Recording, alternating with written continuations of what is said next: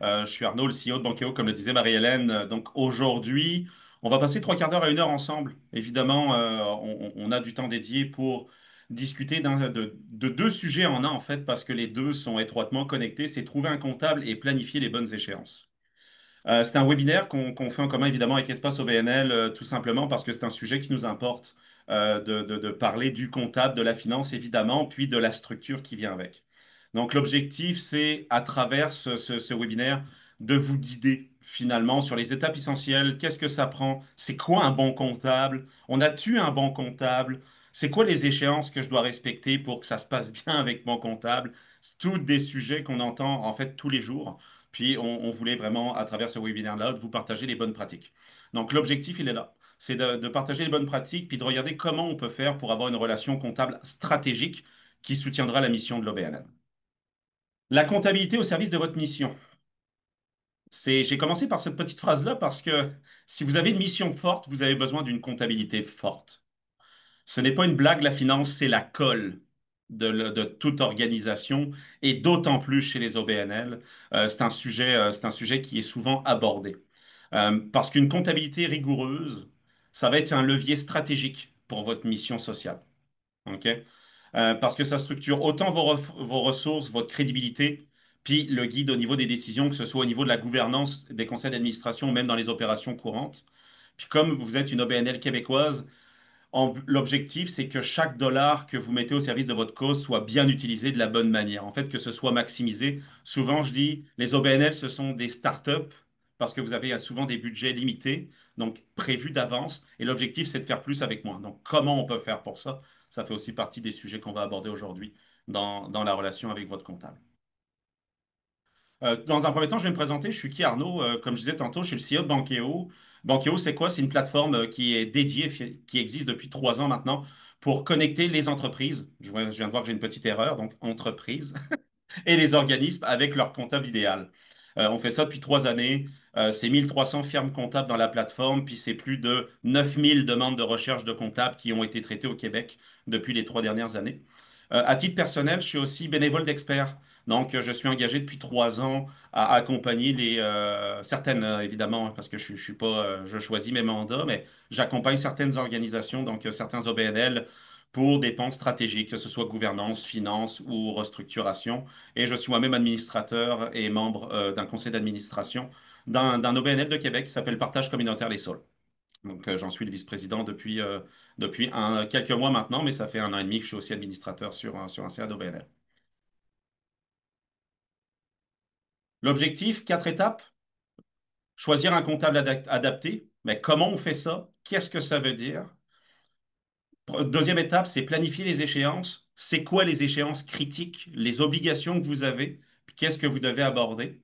Évidemment, je vais vous partager des trucs et astuces pour éviter les erreurs fréquentes parce qu'on en fait tous hein, des erreurs. Puis vous allez voir, peut-être que des gens vont se ressentir sur certains pans que je vais vous partager. Puis comment on structure une relation stratégique vis-à-vis de votre relation avec le comptable parce que un comptable ne fait pas juste cocher des cases dans un fichier. C'est vraiment un partenaire stratégique qui va vous amener plus loin, au-delà finalement de la conformité qu'on recherche, c'est-à-dire d'avoir un véritable partenaire, tout simplement.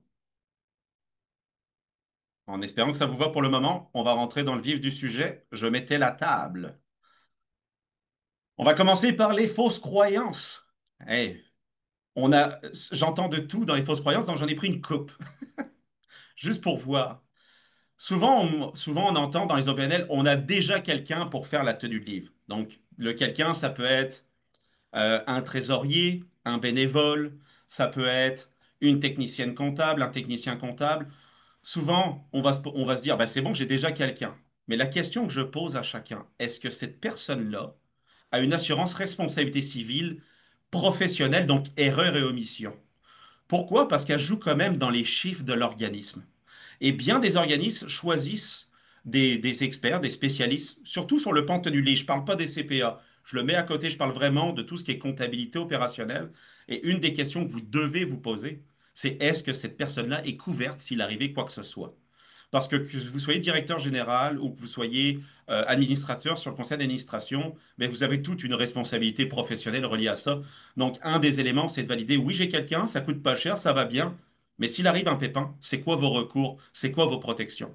Donc, ça, c'est une des choses aussi que je partage. Vérifier qu'elles aient des assurances professionnelles. Pour les CPA, ça les touche pas parce que les comptables professionnels agréés sont des gens qui sont déjà assurés par l'ordre des CPA. Donc, souvent, vous allez avoir des CPA pour tout ce qui est mission de compilation, mission d'examen, audit ou tout simplement la production de la T2 CO17. Pour la tenue de livre, ça arrive moins souvent que vous ayez un comptable professionnel agréé qui vous aide là-dessus. Ceci étant dit, il n'empêche que si vous segmentez vos processus comptables en deux, autant pour un CPA en fin d'année ou autant quelqu'un qui traite la tenue de livre, c'est important de le vérifier. Puis, autre élément, est-ce que cette personne est formée spécifiquement pour les OBNL? Vous avez une réalité opérationnelle. Vous avez des particularités à comprendre. Vous avez des règles de gouvernance qui sont toutes différentes d'un organisme à un autre. Est-ce que cette personne-là est capable de les comprendre?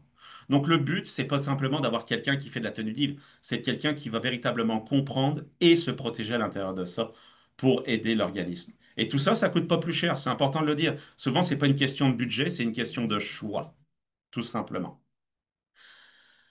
Souvent, j'entends aussi les états financiers, c'est juste une formalité en fin d'année, il faut qu'on les fasse, on n'a pas le choix, de toute façon, on ne fait pas d'argent avec l'organisme.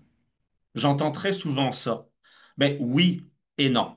Oui, c'est une formalité parce qu'on n'a pas le choix, hein, comme on dit, la mort ou les impôts, on n'y coupe pas. Qu'on soit un OBNL, qu'on soit un particulier, une entreprise incorporée, même travailleur autonome, on n'a pas le choix, nous devons produire à chaque année nos états financiers. Sauf que les états financiers, c'est aussi votre photo de votre organisation. Donc, c'est essentiel d'avoir quelque chose de solide pour vous amener de la crédibilité de votre côté. Puis ça ouvre aussi des portes pour accéder à du financement. Petite histoire là-dessus, l'organisme que j'accompagne a dû passer en mission d'examen parce qu'avant, il faisait tout à la main, T2, CO17, bain simple, fin d'année, tranquille. Mais quand ils ont allé chercher de la subvention, ben là, tout d'un coup, on leur demande, eh ouais, mais il faudrait une griffe d'un CPA, il faudrait que tu montres le sérieux.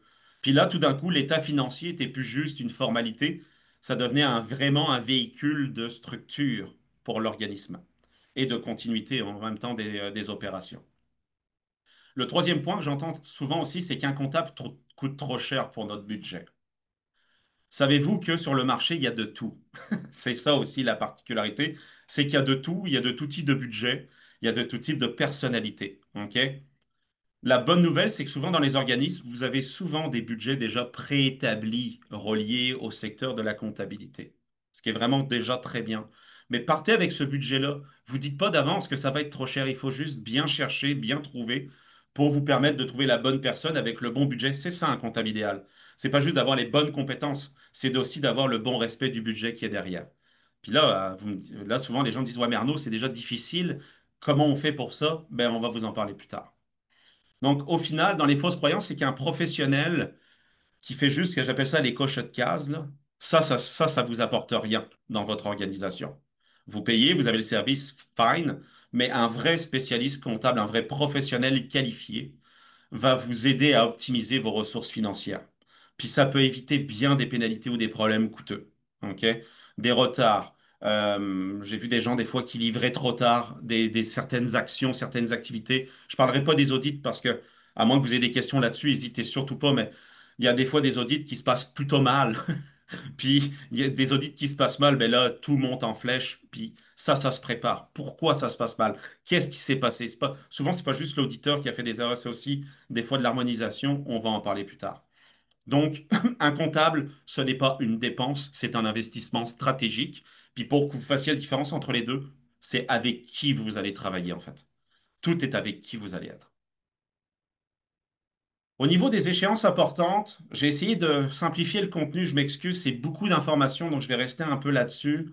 Au niveau des échéances importantes, il y a des obligations critiques, puis il y a des échéances incontournables. OK? Au niveau des obligations critiques, je les ai mis par ordre, on va dire, d'escalade et de complexité. OK? Au niveau des obligations critiques, tout organisme doit produire le T2CO17. OK? Ça, on n'a pas, c'est comme on n'a pas le choix, c'est une obligation. Je dis toujours c'est le minimum pour pas aller en prison. Ben oui, c'est ça, c'est le cas. C'est qu'on doit déposer au gouvernement. Voici mes chiffres, merci, bonsoir. Malgré tout, il faut le produire à chaque année.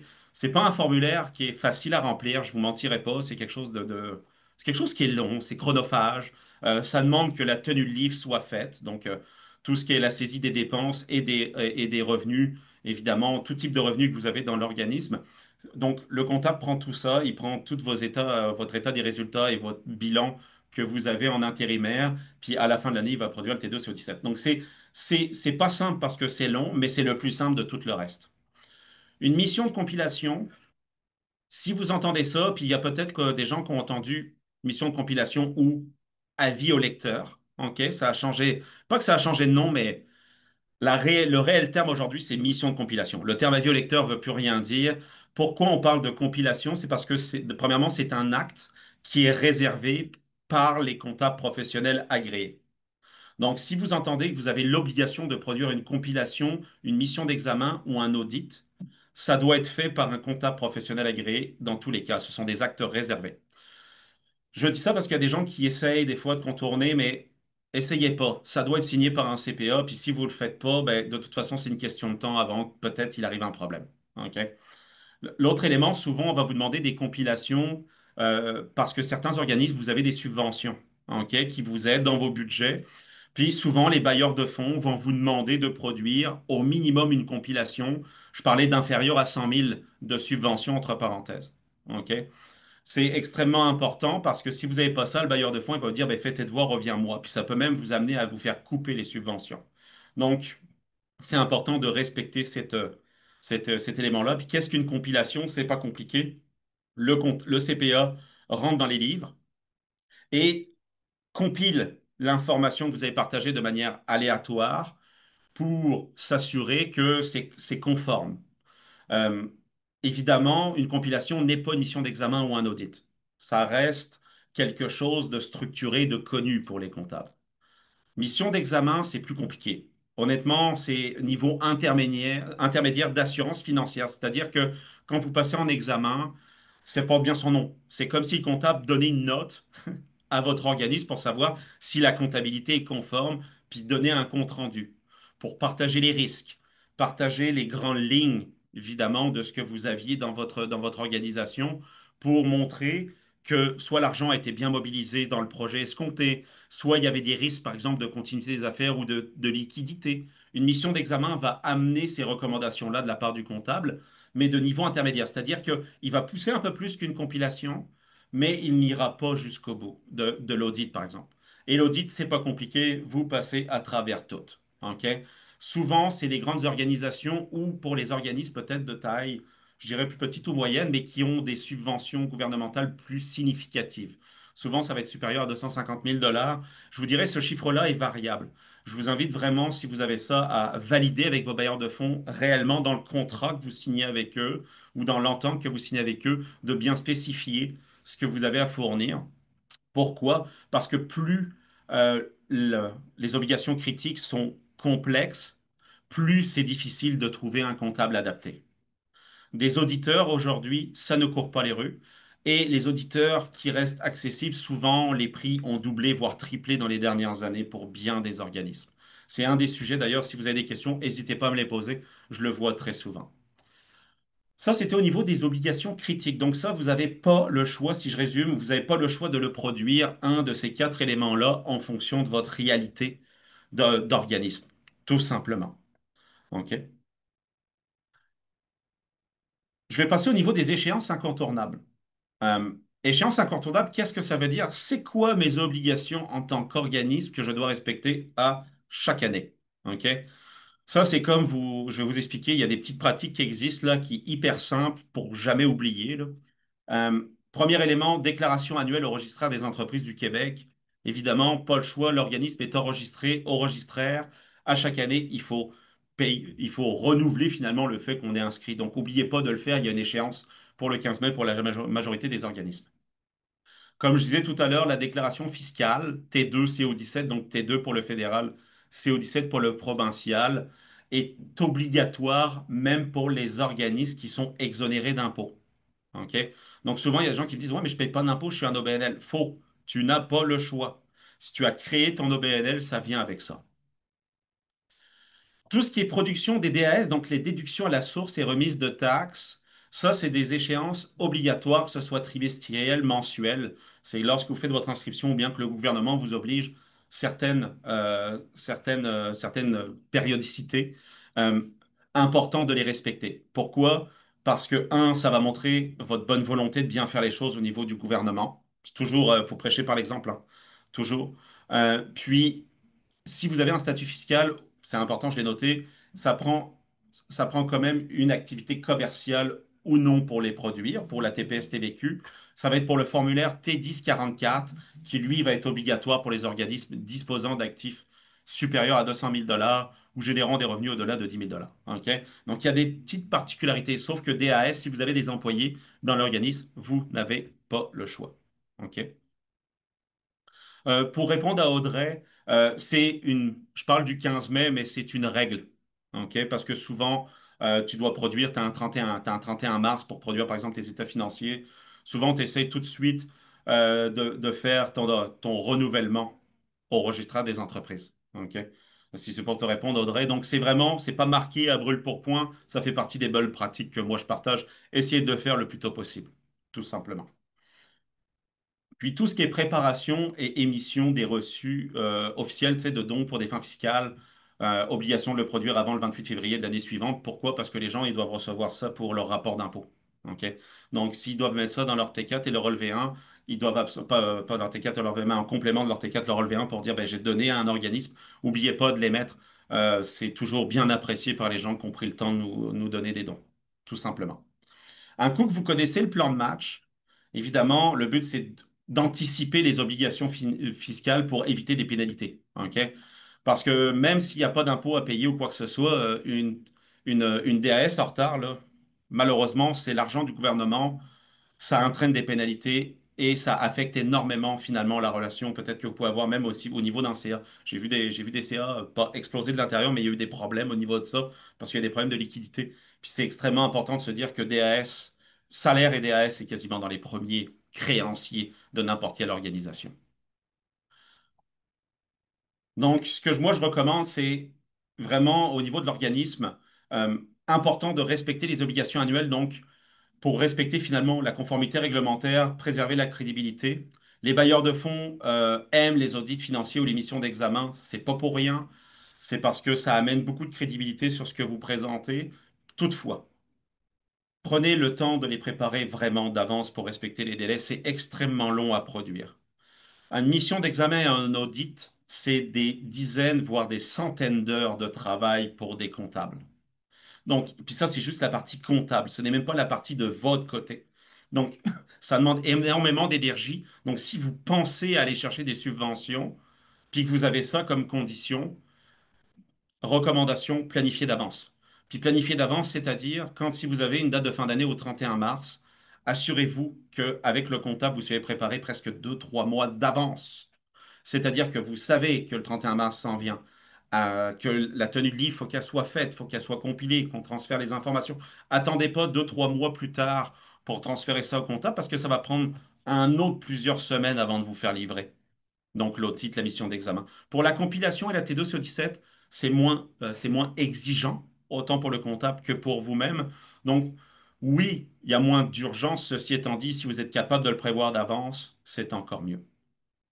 Et le dernier point, c'est qu'un comptable spécialisé en OBNL va toujours, toujours, toujours vous aider à respecter vos obligations, puis à vous concentrer sur votre mission. C'est-à-dire qu'il va vous rappeler, oublie pas, là, il y a une date de fin d'année là, là. Oublie pas tes DAS, faut qu'on les produise, faut qu'on les enregistre bien, tu sais. Donc quelqu'un qui comprend votre réalité va forcément mieux vous aider à cet effet-là.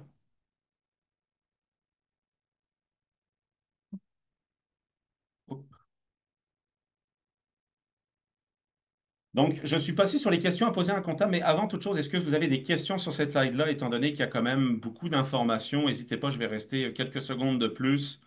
Vous pouvez me les mettre dans le chat. Audrey, juste m'assurer, est-ce que j'ai répondu à ta question concernant pour la date? C'est pas, ça apparaît pas sur le lien, mais c'est des bonnes pratiques. Je voulais juste m'assurer, je le répète là. Le 15 mai, prenez pas pour du cash. C'est juste bonne pratique Carnot voit. OK? Mais ce n'est pas une obligation à part entière. Oui, Arnaud, ça a répondu à ma question, merci. Parfait, merci Audrey. Je t'ai entendu de loin, mais j'ai entendu. Super, merci. C'est quoi les questions à poser à un comptable?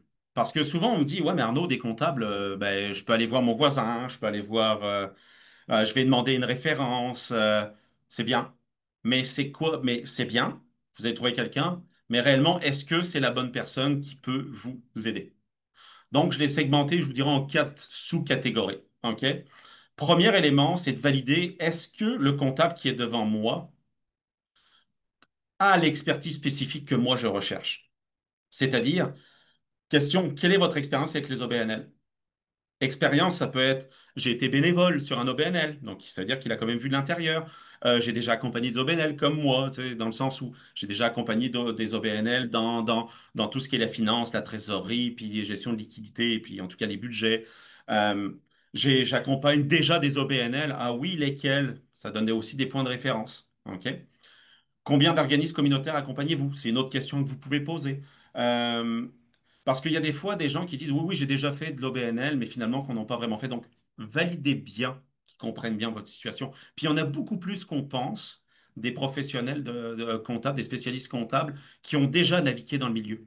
Il y en a plus qu'on pense. Il n'y en a pas tant, mais il y en a plus qu'on pense. Donc, n'hésitez pas à vérifier qu'ils aient bien cette expertise-là pour qu'ils comprennent bien votre réalité. Pourquoi? Parce que quand vous avez un mix des fois de bénévoles et d'employés dans la même organisation, ben des fois, c'est pas facile de comprendre. C'est-tu un compte de dépenses qui est pour un bénévole, mais j'ai le droit de l'approuver?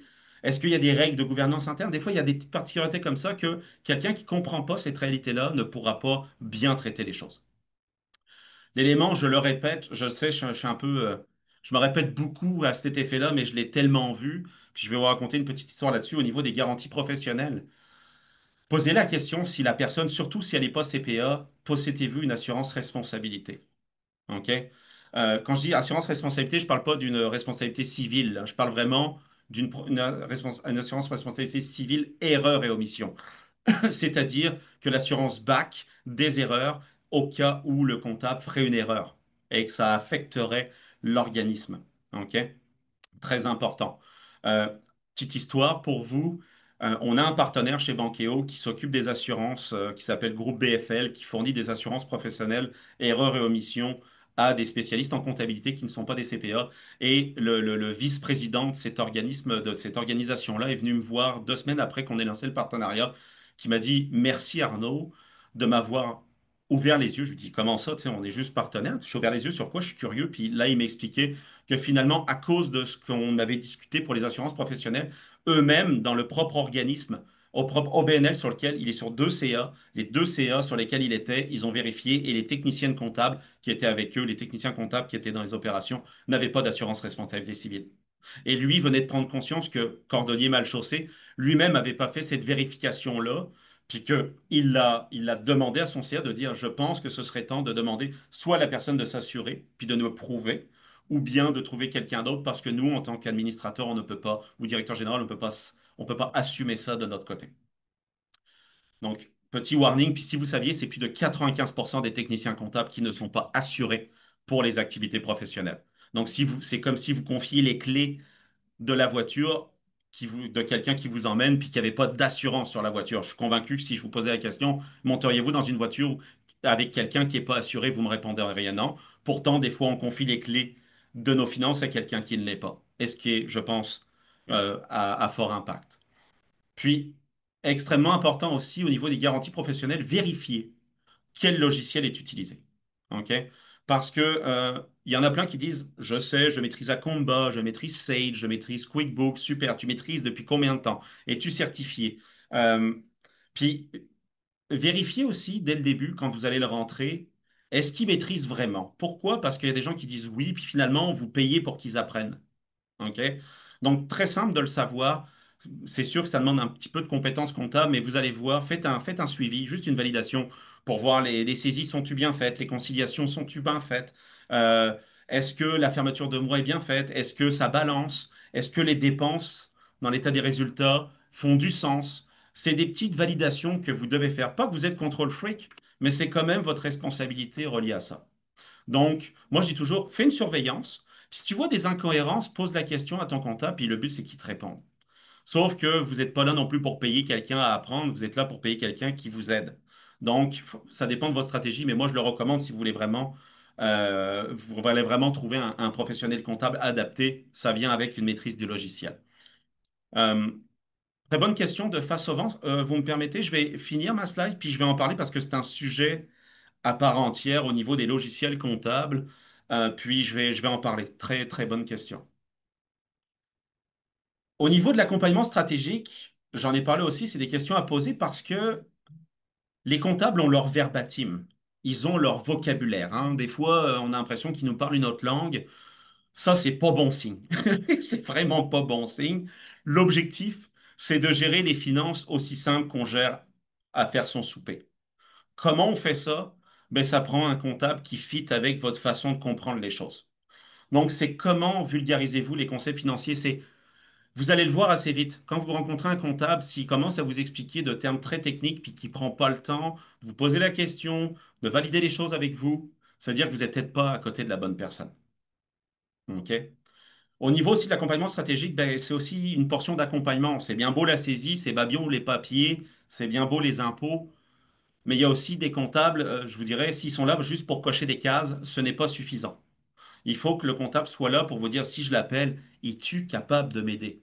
Pour soit des demandes de subvention, soit parce que j'ai un problème avec le gouvernement. Des fois, c'est même des problèmes avec des fournisseurs ou avec des partenaires. Le comptable, il est là pour éclairer vos lumières, votre chemin au niveau des finances. Donc, n'oubliez pas de poser la question, est-ce qu'il peut vous aider réellement? Parce que si c'est pour que vous payiez quelqu'un qui fait, vous allez juste avoir le résultat de ce que vous payez pour vrai. Donc, des fois, ça vaut plus de payer un tout petit peu plus cher, mais d'avoir accès à ça, parce qu'au final, tout le temps que vous allez gagner, ben, vous allez le gagner pour le reste. OK? Pour plus tard. Puis le dernier élément, c'est la relation de travail. Euh, il y a des éléments, des fois, vous retrouvez quelqu'un, vous dites, ah super, le cabinet, le CPA principal, je l'adore, super, mais finalement, vous passez votre temps à travailler avec une de ses adjointes ou une adjointe de ni d'Ève ni d'Adam, vous connaissez, puis finalement, le CPA qui était là en amont, ben, vous ne le voyez plus jamais dans le processus. Si c'est pas ce que vous voulez, validez-le quand même. OK? Parce que souvent, on a des coups de cœur avec comme dans la vie, avec des gens, puis là, son étiquette de comptable, puis, mais c'est ça que vous avez aimé. Ceci étant dit, important de comprendre, oui, toi, je te choisis. Mais après ça, dans les opérations courantes, avec qui je travaille? C'est qui mon point de contact principal? Sur qui je me fie? OK? Puis, extrêmement important, si je vais en dessous, la disponibilité. Si le comptable ne vous répond pas dans 24-48 heures, grand top 72 heures, ou bien qu'il ne vous répond que quand il a le temps, puis qu'au final, vous avez l'impression de le déranger, je vous le dis d'avance, ça, c'est des red flags. Ce n'est pas normal d'attendre aussi longtemps d'avoir des réponses, ou bien oh, ils vous répondent puis qu'ils vous disent, excuse-moi, monsieur, madame de l'organisme, en ce moment, je suis occupé, mais je vous reviens à partir de telle date. S'il gère les attentes et qu'il vous répond rapidement, ça veut dire qu'il a envie de travailler en équipe. C'est pour ça que je parle de relation de travail. C'est un partenaire. Et un partenaire, c'est une extension de ce que vous devez, comment dire, ce que vous avez comme obligation de un et de 2, ce que vous voulez comme type de collaboration au sein même de votre organisation. Résultat, il n'y a rien de tel que de choisir un comptable qui comprend les OBNL et qui peut vous conseiller stratégiquement. Moi, je dis toujours, dans un OBNL, si tu as ces deux pans-là qui fit avec le comptable que tu as trouvé, ça veut dire que tu es à la bonne place. Très bonne question, Geneviève. Je vais répondre à la question de Geneviève, puis je vais revenir à la question de face au vent juste après, parce que ça fit avec la question des assurances, Geneviève. Automatiquement, si vous faites affaire avec un comptable professionnel agréé, c'est son cabinet, donc c'est sa pratique qui est couverte par les assurances professionnelles. Donc, si lui, il a une personne, un ou une de ses employés qui fait la tenue de livre, les DAS, les taxes, c'est inclus parce que la facture vient du comptable professionnel agréé. Donc, automatiquement, la relation d'affaires avec le comptable professionnel agréé qui vous charge pour ces activités-là quand même. Donc, automatiquement, ça fait partie du même bundle d'assurance. Donc, techniquement, oui, il doit être assuré. Vérifiez aussi, puis ça, c'est une petite recommandation pour vous. Si vous êtes affaire avec un comptable professionnel agréé, je vous invite à vérifier sur le carnet de l'ordre des CPA pour vérifier qu'il a bien ses permis. Parce que oui, des fois, il y a des gens qui se disent qu'ils sont CPA. Ça m'est pas arrivé souvent, je vous le très honnête avec vous. Mais c'est une validation que nous, on fait chez Bankéo. On valide que le CPA est bien CPA. Mais vérifiez sur le carnet de l'ordre des CPA, vous pouvez faire une recherche avec le nom et le prénom du CPA pour vérifier qu'il est bien enregistré. OK? Je veux Puis plus s'il est faire- auditeur ou des missions d'examen, qu'il a bien son permis d'audit ou d'auditeur derrière ça.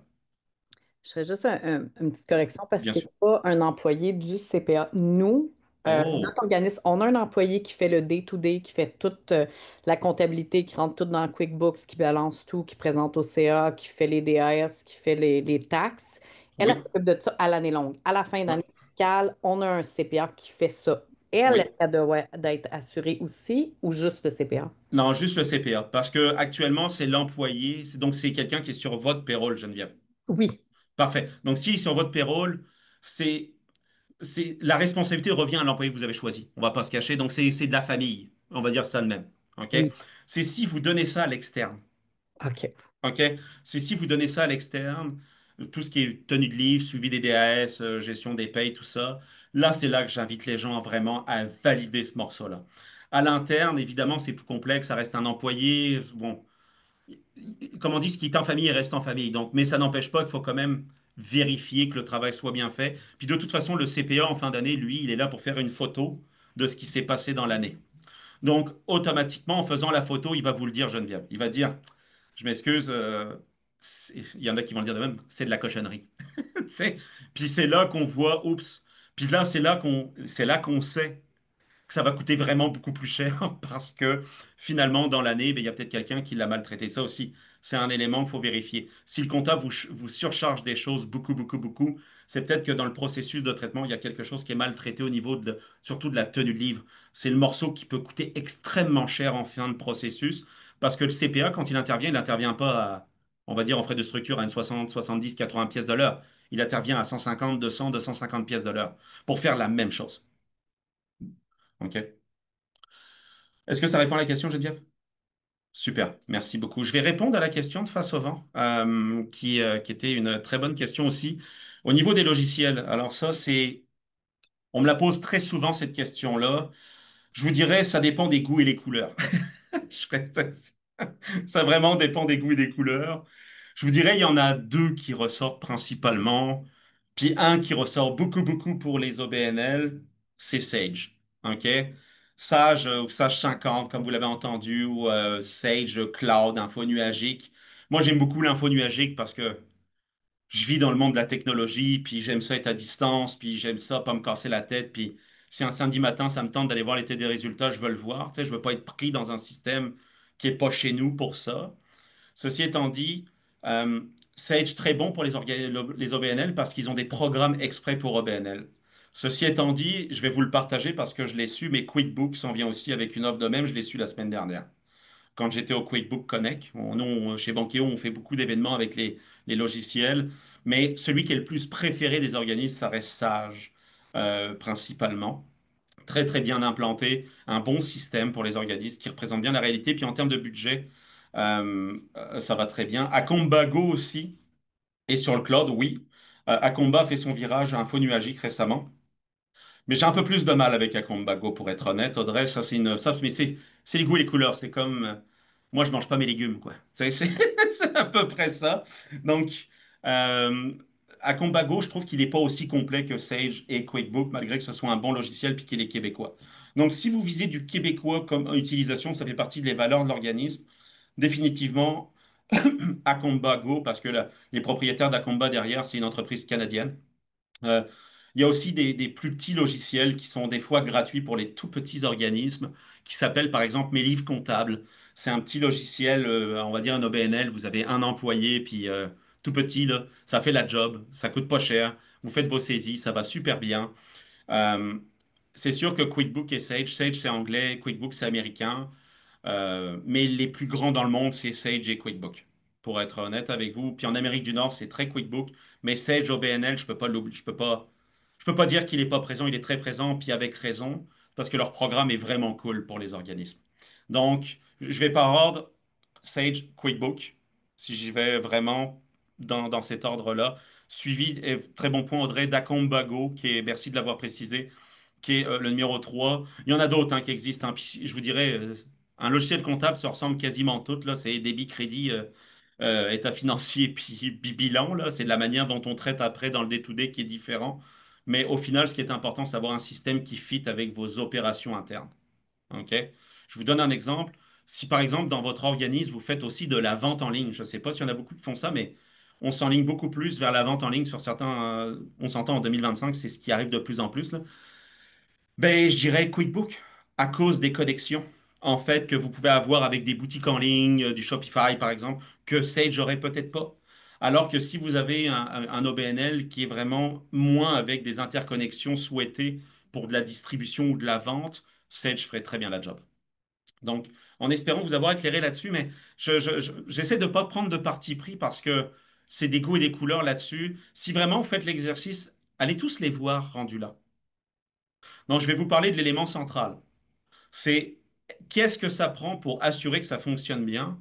Oui, ça prend le bon logiciel, évidemment, mais ça prend aussi la bonne continuité des affaires. Je vous explique. Vous commencez avec un comptable, ça se passe super bien, vous fait installer un logiciel que seul lui aime. Dans 2 ans, ce comptable-là s'en va. Vous voulez retrouver un autre comptable pour le remplacer.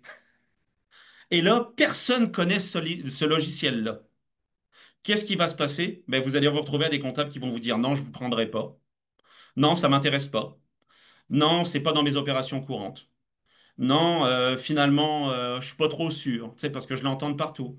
Donc oui, il y a vraiment, puis pour répondre, comme disait Audrey, il y a vraiment un débat sur le marché. C'est comme, il y en a qui aiment le McDo, il y en a qui ne l'aiment pas. C'est assez tranché, c'est oui ou c'est non, là. OK? Donc il y a vraiment un débat sur le marché, mais réellement, le numéro un actuellement de mon côté, c'est QuickBook que je vois au niveau de l'opinion du marché. Mais pour les OBNL, c'est Sage, si je fais la proportion. Mais si je parle de continuité des affaires, c'est QuickBook all the way. Quelqu'un qui a QuickBook demain matin, il m'appelle, il veut trouver un QuickBook, j'ai 7 chances sur 10 de trouver un comptable. Déjà en partant. Alors qu'à Combago, je vais avoir une chance sur 10. Donc ça limite les chances de trouver la bonne personne. Donc, qu'est-ce qu'une collaboration productive avec votre comptable? Ben, pour avoir une relation efficace, très simple, 3 étapes. OK? Puis la slide est un peu longue, c'est pour ça que je vais vous l'envoyer. Établir des attentes claires. C'est extrêmement important. Première étape, c'est de mettre qui fait quoi, de quelle manière, à quel moment, comment on communique, c'est quoi les fréquences, et mettez en place un calendrier partagé avec les échéances fiscales. Vous savez, comme un calendrier éditorial, des fois vous faites ça pour les événements dans les organismes et tout, faites-le aussi pour l'organe, pour la finance, pour la comptabilité. Préparez-vous sur le conseil d'administration ou dans les opérations au niveau de l'ADG, un calendrier, boum, voici ce qu'on a, voici les échéances, puis je vous dirai ce que je fais de plus quand c'est comme ça. Je vais même aller voir à quel moment, moi je rajoute la date à quelle date j'ai produit les échéances. Comme ça me permet de savoir et de mesurer est-ce que je m'améliore ou c'est pire. Parce que des fois, il y a des nids de poules dans une année, puis ça peut être pire, mais ça s'explique. OK? Parce que quand on arrive à la GA, puis qu'on est capable de démontrer le sérieux de l'équipe de gestion ou du CA, pour dire, regardez, on a produit la T2 CO17 en tel temps, on a fait les DAS en moyenne de 14 jours, nanana, ça montre du sérieux dans votre travail. OK? Puis le comptable en est pour beaucoup. Donc, le leadership de création comme ça, je vous dirais, elle est commune. Donc, établir des attentes claires. Évidemment, organiser vos documents. Si vous arrivez chez le comptable avec une boîte à chaussures, un sac de poubelle ou un sac d'épicerie, je vous annonce, un, ça coûte cher, ça coûte plus cher par défaut parce que le tri, il faut qu'il fasse. Deux, tout est plus complexe. Donc, essayez de structurer systématiquement vos documents financiers. Facture, reçu, relevé bancaire, l'aide du gouvernement. Essayez de le structurer en 4 pans comme ça, puis mois par mois.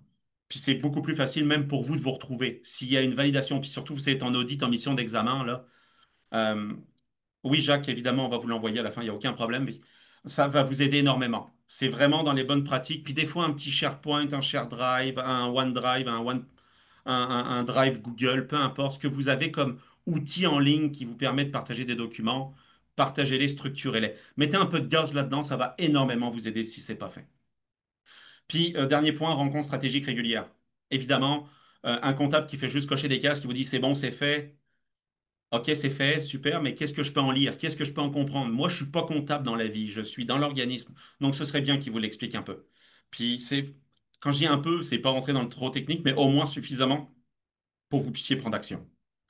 L'élément en bas, je passerai pas à travers, mais c'est une matrice qu'on appelle une matrice RACI, donc RACI, qui est responsable, approbateur, consulté, informé. Je le fournis souvent aux gens pour dire, regardez ce que vous avez à faire, c'est quoi vos responsabilités, puis c'est quoi les responsabilités du comptable, puis comment vous pouvez faire la colle entre vous deux. OK? Ça va beaucoup vous aider. Vous allez voir qui prend les reçus, qui saisit les transactions, qui... Ça... Puis les R, les A, toutes ces lettres-là peuvent bouger, mais sur entente avec le comptable.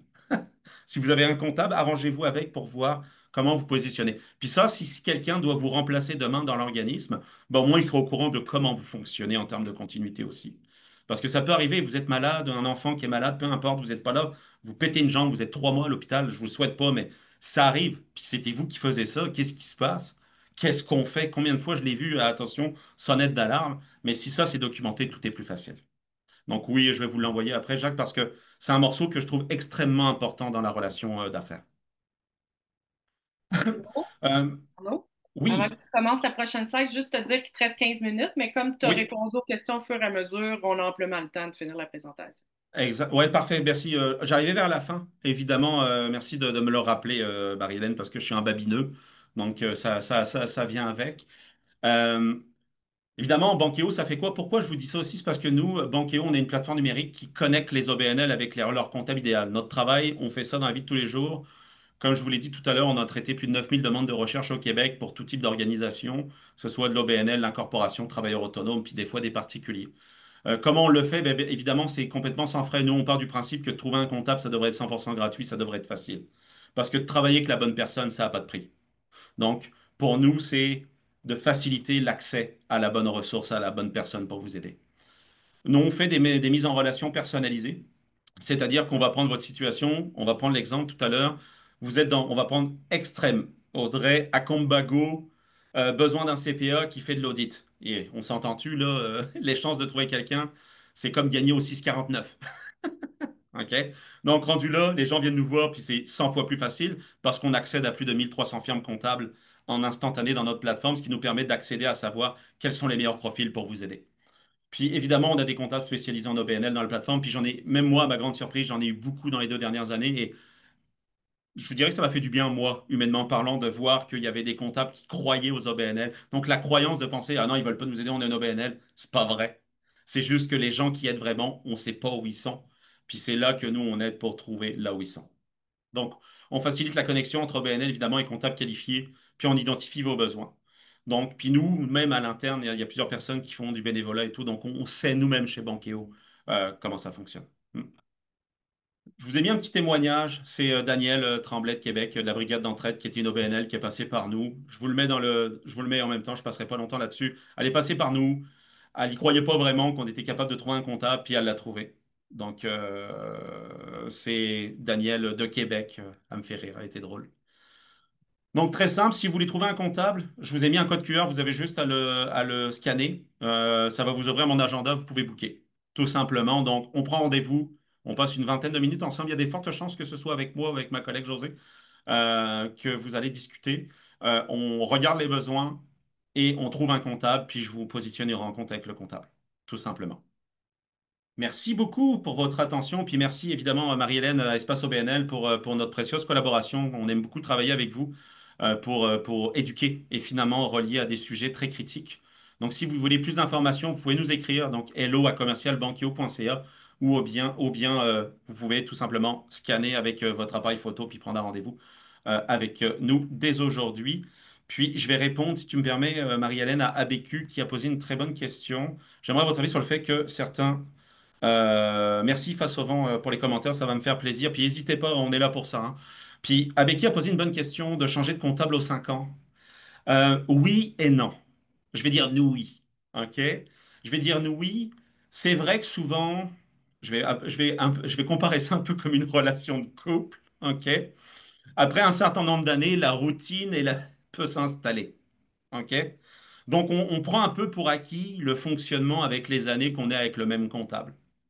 Puis des fois, on s'endort au gaz. C'est-à-dire qu'il y a des choses qui passent plus, il y a des choses qui passent plus, puis ça ne devrait pas passer. Donc, je vous dirais, oui, changer aux 5 ans, ça peut être une bonne stratégie. Moi, ce que je dirais, c'est quand vous avez le bon comptable, le but, c'est pas de le changer, le but, c'est de le garder. OK? Si vous avez vraiment le bon. Puis comment le savoir?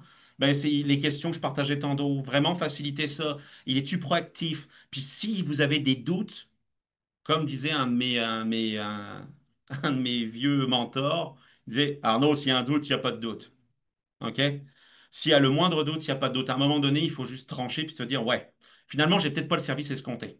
Finalement, je pense qu'on peut avoir mieux. Puis pour ça, ben, pas qu'il faut magasiner, mais il faut ouvrir les yeux. Donc, je vois des gens, des fois, il y a le même comptable pendant 20 ans, puis ils ne se sont jamais posé de questions parce que c'était l'ami de la famille, mais finalement, c'était pas la bonne personne, ce qui fait en sorte que ben, pendant des années, tu as cumulé, puis le minimum, c'est fait. Sauf qu'aujourd'hui, c'est pour investir de l'argent dans un comptable, parce que je vois même pas ça comme une dépense. Moi, je le vois comme un investissement. Ben, ça prend la peine de donner cet argent-là ou investir cet argent-là à une personne qui va vraiment vous en donner pour votre argent. OK? Donc, ça dépend de la relation d'affaires avec eux. Honnêtement, je peux pas dire oui à ça. OK? Jacques, avec plaisir, n'hésitez pas, vous pouvez nous écrire si vous avez d'autres questions. Merci, merci pour le commentaire. Euh, pour un poste débutant en septembre pour Christelle, vous recommandez de débuter les démarches de recherche quand? Est-ce que c'est un poste débutant de type employé ou ça va être quelqu'un à l'externe? Tout dépendamment employé ou externe. Parce que si c'est employé, la réponse va être différente. Aujourd'hui, moi, je parlais vraiment des comptables qui étaient tous indépendants. Parce que je peux même vous ajouter un pan là-dessus, on a un peu de temps, Marie-Hélène, mais si on parle de recruter à l'interne, c'est pas toujours une bonne idée. Le marché de la comptabilité en ce moment, c'est le Far West. OK? Beaucoup d'appelés, peu d'élus. Dans le sens où vous ouvrez une offre, vous voulez vous battre au niveau du salaire, puis je vais vous donner le scénario. Vous trouvez une technicienne comptable, petit coup de cœur, nanana, super, vous faites une offre, 24 pièces de l'heure. Super. Mais dites-vous une chose, il y a de fortes chances qu'elle ait en entrevue dans un gros cabinet comptable qui va proposer 35 à 40 pièces de l'heure. Ce qui fait en sorte que vous pouvez pas lutter. Je vois beaucoup d'OBNL vouloir toujours retrouver un employé. OK? Et la problématique que je vois souvent, c'est que l'employé, ben, il faut qu'il reste fidèle, il faut qu'il aime l'organisme. Puis des fois, un employé, ça peut être fidèle à deux pièces près, là. OK, pour être honnête. Donc, ce qui fait en sorte que les OBNL, souvent, ils n'ont pas la force de frappe nécessaire pour maintenir au niveau budgétaire cette traque-là. Puis actuellement, toutes les CPA veulent aller chercher les techniciens comptables compétents. Donc, ce qu'ils font, c'est qu'ils sniffent le marché, ce qui naturellement vient impacter le reste des personnes qui ont besoin d'aide. Donc, il est employé tout de suite, Christelle, pour être honnête, tout de suite. Parce que ça peut prendre une couple de mois facile, à moins que vous fassiez affaire avec un headhunter qui, là, va vous aider. Je peux vous mettre en relation si vous voulez, vous pouvez m'écrire, Christelle. J'ai des headhunters, évidemment, c'est payant, mais j'ai des headhunters qui sont là, avec qui je travaille, qui peuvent vous aider à trouver un employé. Moi, directement, je ne recommande pas aujourd'hui aux OBNL. Si vous n'avez pas le besoin d'avoir quelqu'un à temps plein pour un budget équivalent, des fois, ça vaut la peine de l'envoyer à l'externe pour le même budget, puis pas de poser la question, est-ce que je vais avoir une continuité des affaires? Parce que le partenaire externe, il a une business. Donc lui, s'il ne fait plus la job, ben, à l'interne, il a des moyens, dans le sens que souvent, des petits cabinets comptables, ils ne sont pas tout seuls à traiter ça. C'est sûr que si vous prenez un technicien ou une technicienne comptable indépendante, ben, elle rentre pas, elle rentre pas, là, ça s'arrête là. Tu sais, c'est aussi simple que ça, je vous dirais. Ceci étant dit, euh, souvent les organismes à qui je parle, je vais leur recommander, analyse vraiment c'est quoi l'effort nécessaire. Puis si tu me dis, tu as 250 000 de budget par année, là, de budget d'OBNL ou un demi-million, puis tu veux un employé, je ne peux pas te recommander que c'est la bonne stratégie du tout. Parce que ça veut dire que tu vas mettre quelqu'un en place pour la comptabilité, à moins que tu fasses faire d'autres tâches, Christelle. Puis ça, malheureusement, l'analyse, je ne peux pas la faire avec toi, mais si vraiment, au niveau de ton budget, tu te rends compte que tu dotes juste pour de la comptabilité, puis que ça représente plus de 4% de votre budget annuel, c'est qu'il y a un problème. Ça veut dire il y a quelque chose qui ne fonctionne pas. La norme, c'est 2,5 à 4%. En moyenne, les budgets comptables doivent se calculer de cette manière-là, entre 2,5% et 4% par année de budget. C'est sûr qu'il y a un plancher, là. Si vous faites 10 000, dites-vous pas que ça va coûter 250 pièces. C'est pas vrai, il y a quand même un budget plancher. OK? Mais je vous dirais au-dessus de 100 000 à 200 000 de revenus par année pour un organisme. C'est aussi vrai pour un organisme qu'une entreprise privée, là, au passage. C'est la même chose. C'est 2,5 à 4%. C'est quoi le delta? C'est en fonction des besoins, de la complexité, du service conseil que vous pourriez avoir au fur et à mesure. J'espère vous avoir répondu. Christelle, désolé, réponse longue, mais c'est parce que ça enlève un gros sujet de société, ce que vous avez amené. Au revoir tout le monde.